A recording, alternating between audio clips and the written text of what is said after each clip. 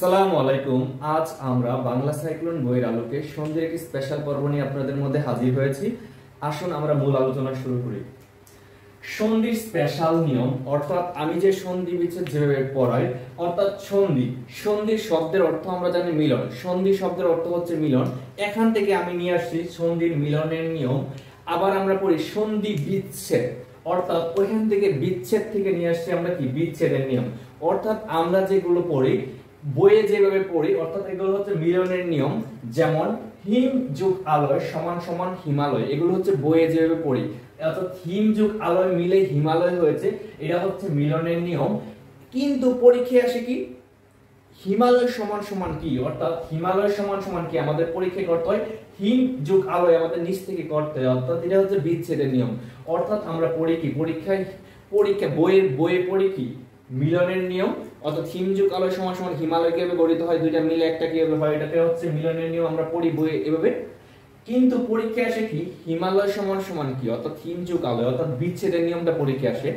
আজ আমরা মিলনের নিয়ম প্লাস বিচ্ছেদের নিয়ম শিখব, কিন্তু গতানুগতিক গতি ধাঁচের সম্পূর্ণ ভিন্ন হবে। আসুন মিলনের নিয়মটা আলোচনা করি। দেখুন আমাদের এখানে লেখা আছে অ অবলিক আ প্লাস অ অবলিক আ সমান সমান আকার। অর্থাৎ সিম্পল ভাবে মনে রাখবেন, অ এবং আ যদি থাকে তাহলে অবশ্যই কি হবে মিলে আ হয়ে যাবে, বড় বড় শর্টটা হয়ে যাবে। অ অবলিক আ থাকলে অবশ্যই কি হবে আ হয়ে যাবে। সিম্পল ভাবে যদি আমরা বলি তাহলে রস্যি অবলিক দীর্ঘ থাকলে অবশ্যই কি হয়ে যাবে দীর্ঘ হয়ে যাবে। এটা হচ্ছে নরমাল। পরবর্তীতে আমরা যখন ভিডিওতে আসবো আমরা জাস্ট মূল আলোচনা করি। অর্থাৎ রস্য অবলিক দীর্ঘ যদি থাকে তাহলে অবশ্যই কি হয়ে যাবে দীর্ঘ হয়ে যাবে। এটা হচ্ছে নরমাল কথা, আপনারা জাস্ট মনে রাখুন যে সব সময় বড়টা হয়ে যাবে। অর্থাৎ অ আ আছে অবশ্যই কি হয়ে যাবে আকার হয়ে যাবে। এটা হচ্ছে নরমাল একটা কথা। তাহলে আমরা দেখুন এই জিনিসটা আমরা দীর্ঘদিন পড়ে আসছি কি হবে, কিন্তু আমরা যে আজকে যে শিখবো দেখুন এখানে লেখা আছে চারটা সন্ধি বিচ্ছেদ লেখা আছে। যেমন হিম যোগ আলয় সমান সমান কি হবে হিমালয় হয়েছে, বিদ্যা যোগ আলয় সমান সমান বিদ্যালয়, যথাযোগ অর্থ অর্থাৎ যথার্থ, এবং পল যোগ কর্ণ সমান সমান হচ্ছে পলান্ন। সিম্পল ভাবে দেখুন আমরা এইভাবে যে পড়ি, অর্থাৎ এই পরীক্ষায় আসে ঠিক উল্টোটা। আমরা একটু পরে দ্বিতীয় ধাপে কি আমরা উল্টোটাও শিখবো বিচ্ছেদের নিয়ম। এবার দেখুন হিম যোগ আলয় সমান সমান যে হিমালয় হয়েছে আসলে কিভাবে হয়েছে দেখুন, হিম যোগ আলয় সমান সমান হচ্ছে হিমালয়। আচ্ছা আমরা এখন মিলনের নিয়ম দেখছি, তারপর আমরা কিন্তু বিচ্ছেদের নিয়ম দেখবো, এবং এভাবে যেভাবে বই পরীক্ষা আসে ঠিক ওইভাবে দেখবো, এবং একদম ভিন্নতা আছে। দেখুন মিলনের নিয়মে যদি আমরা দেখি হিম যোগ আলয় সমান সমান হিমালয়, তাহলে আমরা এটা কিভাবে হয়েছে হিম যোগ আলয় সমান সমান কিভাবে হিমালয় হয়েছে। দেখুন আমাদের সন্ধি বিচ্ছেদের সময় দেখুন প্রথম যে শব্দের শেষ ধ্বনি, আমরা জানি সন্ধি বিচ্ছেদ হয় ধ্বনির, সন্ধিতে হয় ধ্বনির মিলন। তাহলে প্রথম শব্দের শেষ ধ্বনি দেখুন ম। আবার একটা জিনিস মনে রাখুন, বাংলা ব্যঞ্জনের প্রতিটা ব্যঞ্জনকে বাংলা একটি করে অ পাই। অর্থাৎ ম কে যদি আমরা বাংলি পাবো কি ম হসন্ত অ। যদি আমরা ক কে বাংলি তাহলে কি পাবো ক হসন্ত অ। আমরা যদি খ কে বাংলি তাহলে কি হবে খ হসন্ত অ। অর্থাৎ বাংলা ব্যঞ্জনকে যদি আমরা ভাঙি তাহলে একটি করে অ পাই। তাহলে উচ্চারণটা হবে, এইটা যখন উচ্চারণ করব ম সময় নিয়ে উচ্চারণ করব ম, কারণ এর সাথে অ আছে। যখনই হসন্ত দিয়ে উচ্চারণ হবে ম তাড়াতাড়ি উচ্চারণ হবে, ম খুব তাড়াতাড়ি উচ্চারণ হবে। যেমন ক, এটাকে যখন উচ্চারণ করব ক, কিন্তু যখনই হসন্ত থাকবে ক তাড়াতাড়ি খুব তাড়াতাড়ি ক ক তাড়াতাড়ি উচ্চারণ করব। এবার তাহলে বাংলা ব্যঞ্জনগুলোকে বাংলা কি পাবো একটি করে অ পাবো। তাহলে সন্ধি বিচ্ছেদের সময় আমরা কি সন্ধির মিলনের নিয়মে আমরা দেখব প্রথম শব্দের শেষ ধ্বনি, অর্থাৎ প্রথম শব্দের শেষ ধ্বনি ম, ম কে বাংলা আমরা কি জানি বলছি ম কে বাংলা কি পাবো প্রত্যেকটা ব্যঞ্জনকে বাংলা একটি করে অ পাবো। তাহলে ম কে বাংলা আমরা এখানে কি পাচ্ছি একটা অ। আবার দ্বিতীয় শব্দের প্রথম ধ্বনি হচ্ছে কি আ। দেখুন সিম্পল ভাবে মনে রাখুন মিলনের নিয়ম, অর্থাৎ সন্ধি যখন মিলনে হয়ে এই যে হিম যোগ আলয় সমান সমান হিমালয় হয়, এরকম যদি মিলনের নিয়মে আমরা কি দেখব প্রথম শব্দের শেষ ধ্বনি তাহলে ম কে বাংলা কি পাই একটা অ। তাহলে ধ্বনিটা কি অ। তাহলে হিম, ম, পরে একটা আছে অ। দ্বিতীয় শব্দের প্রথম ধ্বনি, দ্বিতীয় শব্দের প্রথম ধ্বনি আছে আ। আচ্ছা, আমরা জানি অ অবলিক আ যাই থাকুক শেষে কি হবে? আ হবে। নিয়মটা কি? অ অবলিক আ, অ অবলিক আ, অর্থাৎ এখানে অ আ যাই থাকুক, এখানে অ আ যাই থাকুক শেষে হবে কি? আ। তাহলে মিলে হয়ে যাবে কি? আ হয়ে যাবে। এবার দেখুন এই আটা কোথায় যুক্ত হবে? মনে রাখুন এই আটা সবসময় প্রথম ধ্বনির প্রথম শব্দের শেষে যুক্ত হবে। এই আটা কোথায় যুক্ত হবে? এই যে অ আর আ মিলে যে আ হয়ে গেছে, এই আটা কোথায় যুক্ত হবে? প্রথম শব্দের শেষে। কোথায় যুক্ত হবে? প্রথম শব্দের শেষে। আর মনে রাখুন দ্বিতীয় শব্দের যে প্রথম ধ্বনিটা আছে এটাও সবসময় কাটা যাবে। দ্বিতীয় শব্দের প্রথম ধ্বনিটা সবসময় কাটা যাবে। তাহলে এই আটা কোথায় যুক্ত হবে? এই যে প্রথম শব্দের শেষে। তাহলে প্রথম শব্দের শেষে যদি আমরা আ যুক্ত করি তাহলে কি হচ্ছে? হিমা। কি হয়ে গেছে? হিমালয়, হিমা। আর সাথে এখানে কি আছে? কি লয়। আ তো কাটাই গেছে, তাহলে এখানে আছে কি লয়। তাহলে মিলে কি হয়ে গেছে? হিমালয়। দেখুন প্রথম শব্দের শেষে যে প্রথম শব্দের শেষে এই যে অ আর আ মিলে যে আ হবে, আটা কোথায় যুক্ত হবে? প্রথম শব্দের শেষে। তাহলে প্রথম শব্দের শেষে আ যুক্ত হয়েছে।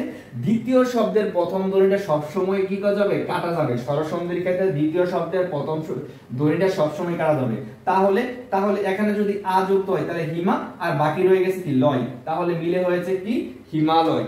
আমরা যদি আরো একটি উদাহরণ দেখি, দেখুন সিম্পল ভাবে যদি আরো একটা আমরা উদাহরণ দেখি, যেমন দেখুন লিখলাম বিদ্যা যোগ আলয় সমান সমান কি হবে? সমান সমান কি হবে? দেখুন বিদ্যা যোগ আলয় সমান সমান কি হবে? দেখুন প্রথম শব্দের শেষে কি আছে? প্রথম শব্দের শেষ ধ্বনিটা কি? আ। দ্বিতীয় শব্দের শুরুতে কি আছে? আ।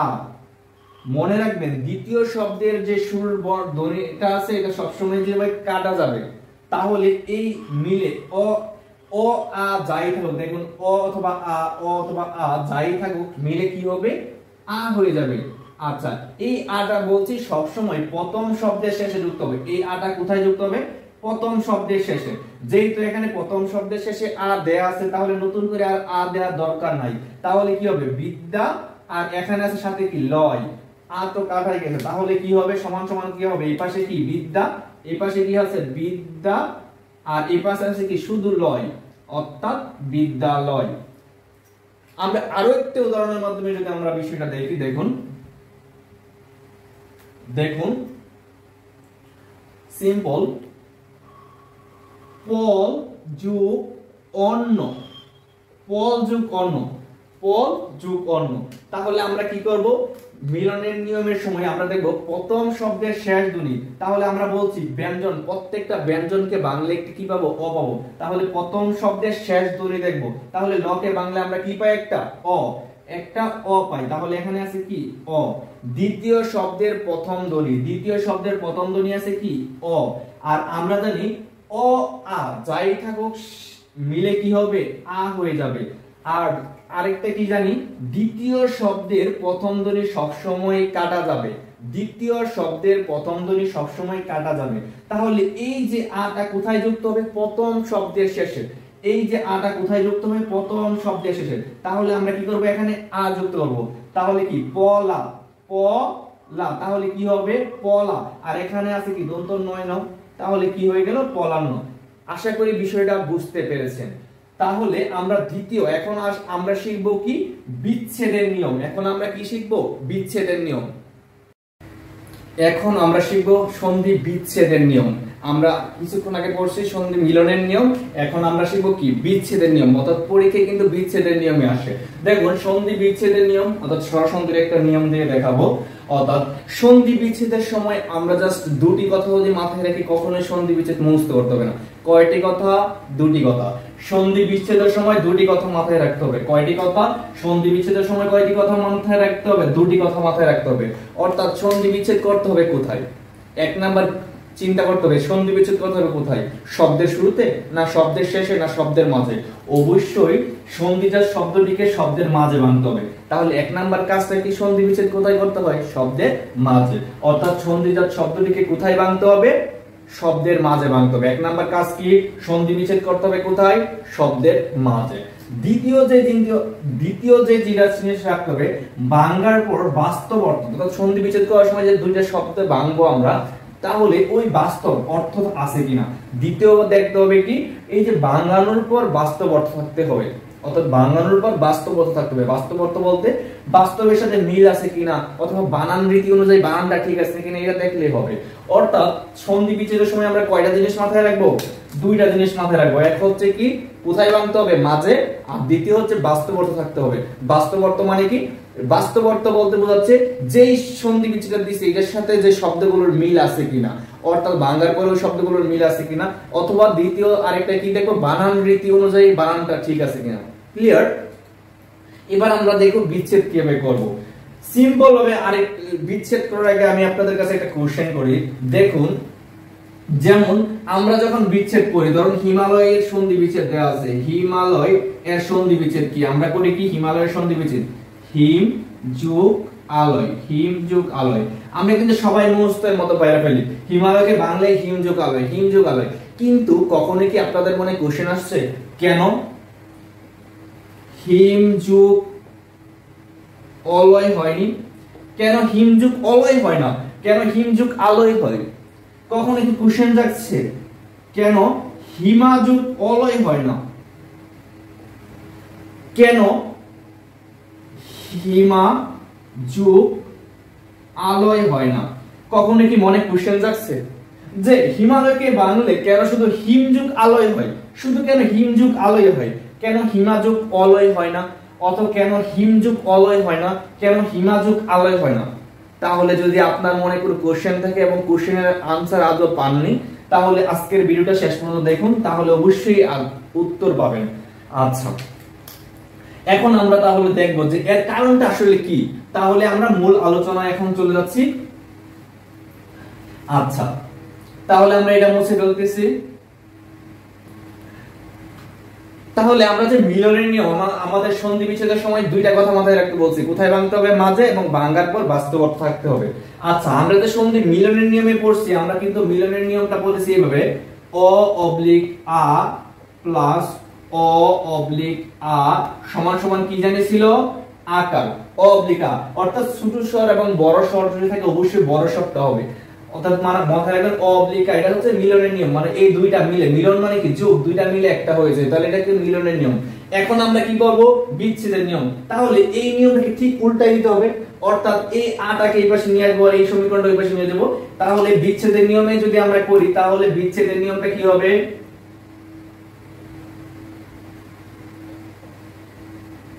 আচ্ছা, এবার যদি আমি বিচ্ছেদের নিয়ম করি, তাহলে এই নিয়মটাকে টোটাল নিয়মটাকে কি করতে হবে? পরিবর্তন করে দিতে হবে। তাহলে কি হবে? এবার হয়ে যাবে কি আ সমান সমান, এই আটা সমান সমান কি হবে? অ অবলিক আ প্লাস অ অবলিক আ। অর্থাৎ আমরা এতক্ষণ যে মিলনের নিয়ম শিখছি, ঠিক এটাকে উল্টে দিলে কি হয়ে যাবে? বিচ্ছেদের নিয়ম হয়ে যাবে। অর্থাৎ আগের যে নিয়মটাকে উল্টায় দিব। ক্লিয়ার? এবার দেখুন এর প্রয়োগটা কি। এবার যদি আমরা প্রয়োগটা দেখতে চাই, সিম্পল ভাবে দেখুন, পরীক্ষায় আসলো কারাগার, পরীক্ষায় কি আসলো? কারাগারের সন্ধি বিচ্ছেদ। পরীক্ষায় কি আসলো? যে কারাগারের সন্ধি বিচ্ছেদ কি। তাহলে আমরা নিয়ম শিখছি কি? বিচ্ছেদের নিয়ম যদি করতে হয় কোথায় ভাঙতে হবে? মাঝে। স্বরসন্ধির ক্ষেত্রে মাঝে যেখানে স্বরবর্ণ আছে, তাহলে আমরা কোথায় ভাঙবো? শব্দের মাঝে। তাহলে কারাগার শব্দের মাঝে ভাঙবো। তাহলে দেখুন এই যে শব্দের মাঝে কি আছে? একটা আ। তাহলে দেখুন শব্দের মাঝে কি আছে? আ। তাহলে আমরা কোথায় ভাঙবো? শব্দের মাঝে, যেখানে শব্দের মাঝে কি স্বরবর্ণ পাইছি, স্বরসন্ধির ক্ষেত্রে শব্দের মাঝে ভাঙবো। তাহলে শব্দের মাঝে ভাঙার পরে এই যে আকার, এই আকারকে ধরে আমরা যদি দুই ভাগে ভাগ করি, হয়তো এই পাশে আসবে, এই পাশে আসবে। দেখুন এখন কি হবে? এই যে শব্দের মাঝে আ পাইছি, তাহলে এবার দেখুন আমি যদি এখান থেকে অ নেই, এই যে আমি যদি এখানে অ নেই, অর্থাৎ এই আকার বাদ দিয়ে নেই, তাহলে আমরা এই পাশে কি পাবো? কার। এই পাশে কি পাবো? কার। আর এই যদি আ নেই, অর্থাৎ এই আকার সহ নেই, তাহলে আমরা পাবো কি? কারা। দেখুন প্লাস, তাহলে সিম্পল হবে এই আ, তাহলে শব্দের মাঝে কি পাইছি আমরা? আ। এবার যদি আমরা অ নেই, তাহলে কি এই আকার বাদ, তাহলে কি? কার। আর যদি আমরা আ নেই, তাহলে কি হবে? আকার সহ, তাহলে কার। এই পাশে যদি আমরা অ নেই, তাহলে এই পাশে পাবো কি? অগার। অগার। আর যদি আমরা আ নেই তাহলে এই পাশে কি আগার, তাহলে কি পাবো আগার। সিম্পল ভাবে দেখুন, আবার যদি আমরা এই জিনিসটা রিপিট করি, দেখুন শব্দের আমরা কি করব, সুতায় কোথায় বাঁধবো, শব্দের মাঝে। কোথায় বাঁধবো, শব্দের মাঝে। স্বরসন্ধির ক্ষেত্রে যেখানে মাঝে কি স্বর ধ্বনি আছে, তাহলে দেখুন এই শব্দের মাঝে আ পাইছি, তাহলে আমরা এখানে বাঁধবো। তাহলে আমরা যদি অ নেই তাহলে আমরা এই পাশে কি পাবো কার, আর যদি আ নেই তাহলে আমরা এই আকাশ পাবো কার, কারা। যদি আ নেই তাহলে হবে কি কারা। এই পাশে যদি এই দ্বিতীয় পার্টে আমরা যদি এখান থেকে ভাঙি, তাহলে দ্বিতীয় পার্টে যদি অ নেই তাহলে পাবো অঘাত, আর যদি আমরা আ নেই তাহলে পাবো কি আঘাত। এর বাইরে কিন্তু আর কিছুই পাবো না। ওই যে একটু আগে আমরা শিখছিলাম হিম যুগ আলয়, হিমালয়, হিম কেন হিমাযুগ অলয় হয় না, হিমাযুগ আলয় হয় না, এটার সব ব্যাখ্যা এখানে আসবে। দেখুন এই যে কার, এই যে কার মানে কি বলেন তো, স্বরবর্ণের কার না, স্বরবর্ণের যে কার, স্বরবর্ণের কার না, স্বরবর্ণের কার না, অর্থাৎ আকার রসিকার। এই কার মানে কি, আমরা স্বরবর্ণের যে আকার রসিকার ব্যবহার করি এগুলো কার না। এই কার মানে কি স্বরবর্ণের আকার রসিকার যে ব্যবহার করি কার না। আর এই কারা, এই কারা শব্দের অর্থ হচ্ছে জেল। এই কারা শব্দের অর্থ হচ্ছে জেল। অগারের কোন ডিকশনারিতে অর্থ নেই, অগার কোনো কি নাই, অর্থ নেই। তাহলে অগারে কি নেই, অর্থ নেই, অর্থাৎ বাস্তব অর্থ নেই, এর কোনো শব্দের অর্থ নেই। আর আগার শব্দের অর্থ হচ্ছে গড় বা স্থান। আগার শব্দের অর্থ হচ্ছে কি গড় বা স্থান। তাহলে এবার বলুন কারাগারকে বাংলা আমি বলছি কোথায় বাংতে হবে, মাঝে বাংতে হবে, এবং কি করতে হবে, বাস্তব অর্থ থাকতে হবে। এখন দেখুন তো এই কারাগারের সাথে কি স্বরবর্ণের কার আকার রসিকারের কোনো মিল আছে, নাকি কারাগার মানে জেলের মিল আছে। কারাগারের সাথে কিসের মিল আছে, জেলের মিল আছে। তাহলে এটা কি হবে না, তাহলে কি হবে কারা, কারণ কারা অর্থ জেল, আর কারাগার মানে তো জেলখানা, তাই না। তাহলে কি মিল আছে, তাহলে কারা হবে। এবার অগারের তো যেহেতু বাস্তব অর্থ নেই, তাহলে কি হবে আগার। আগার অর্থ হচ্ছে গড় বা স্থান। কারাগার মানে কি জেল, জেলের গড় বা জেলের স্থান। তাহলে কারাগারকে বাংলা আমরা কি নিব পাবো, কারা যুগ আগার। এই হচ্ছে কারাগার। এই জন্যই কার যুগ আগার হয়, কার যুগ আগার হবে না, কারা যুগ অগার হবে না, ঠিক আছে। এই জন্য কেন হয় না, এই চারটার বাইরে কিছু হতে পারবে না। তারপর আমরা দ্বিতীয় দেখুন আরো একটা উদাহরণের মাধ্যমে আমরা দেখি। যেমন এবার দেখুন পাঠাগার। এবার আমরা কি দেখব, পাঠাগার। আমরা কি দেখব, পাঠাগার। আমরা আরেকটা উদাহরণ দেখব পাঠাগার। তাহলে আমরা কোথায় বাংবো, শব্দের মাঝে। তাহলে কোথায় বাংবো, শব্দের মাঝে। আচ্ছা তাহলে এই বরাবর আমরা বাংবো। এবার যদি আমরা অ নেই তাহলে আমরা এই পাশে কি পাবো বলেন তো, যদি অ নেই তাহলে আমরা এই পাশে অ নিলে কি পাবো পাঠ। আর যদি আমরা এই আকার সহ নেই, এই আকার সহ নেই তাহলে কি পাবো পাঠা। দেখুন অ নিলে হয় যে পাঠ, আর যদি এই আকার নেই এই তাহলে হবে কি পাঠা। এই পাশে যদি অ নেই তাহলে আমরা কি পাবো অগার। আর যদি আকার সহ নেই তাহলে কি পাবো আগার, তাহলে কি পাবো আগার। এবার দেখুন এর অর্থগুলো কি। এই পাঠ অর্থ হচ্ছে পড়াশোনা করা। এই পাঠ মানে কি পড়াশোনা করা, এই পড়াশোনা করা। এই পাঠ অর্থ হচ্ছে পড়াশোনা করা। এই পাঠা হচ্ছে একটা পশু, এই পাঠা হচ্ছে কি একটা পশু। অগারের তো আগেই বলছি অর্থ নেই, অগারের কি নেই অর্থ নেই। আর এই আগার শব্দের অর্থ হচ্ছে গড় বা স্থান, গড় বা স্থান। এবার বলছি যে বাস্তব অর্থ থাকবে। এবার বলুন পাঠাগারের সাথে, পাঠাগারে কি পশু এসে পড়াশোনা করে নাকি মানুষ পড়াশোনা করে। তাহলে পশু এসে পড়াশোনা করে না, তাহলে পাঠা হবে না, তাহলে হবে কি পাঠ। আর এখানে অগারের যেহেতু অর্থ নেই কি হবে আগার। দেখুন বিষয়টা ক্লিয়ার কিনা। আরো একটা উদাহরণের মাধ্যমে আরো বিষয়টা ক্লিয়ার করার চেষ্টা করতেছি।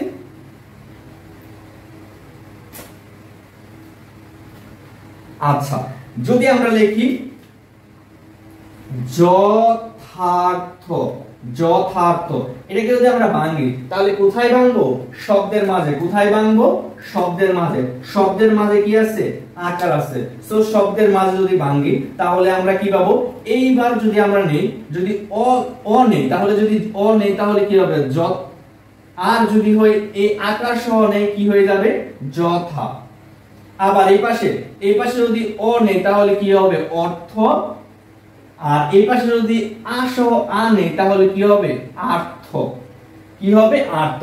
এবার আপনারাই বলুন কোনটা নিব।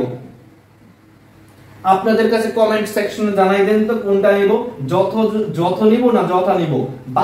বাস্তব বানান রীতিতে কোনটা আছে, যথ না যথা? দেখুন যথর কোনো অর্থ নেই, আমরা কি গতানুগতিকে আমরা কি যথা ব্যবহার করি না, তাহলে কি হবে যথা। তাহলে এই পাশে কি হবে যথা, আর এই পাশে কি আর্থ বলতে কিছু আছে, আর্থ বলতে কিছু নাই, তাহলে কি হবে আর্থ। অর্থাৎ কি যথা থেকে বাংলায় কি যথা যোগ অর্থ। অর্থাৎ এই কারণে কি কোন চারটা মানে এর বাইরে আর কিছু হওয়ার সম্ভব নেই। আশা করি আজকের এই ভিডিওটা যদি আপনারা ভালো করে দেখেন তাহলে প্রত্যেকটা জিনিস ঠিক এইভাবে শিখতে পারবেন। অর্থাৎ ব্যাকরণ সন্ধি বিচ্ছেদটা এইভাবে শেখা উচিত। আর এই তারপর যদি বোঝার কোনো সমস্যা থাকে অবশ্যই কমেন্ট সেকশনে জানাবেন এবং ক্লাসটা কিরকম রাখছেন তাও জানাবেন। আশা করি সবাই খুব ভালো বুঝেছেন। ধন্যবাদ সবাইকে।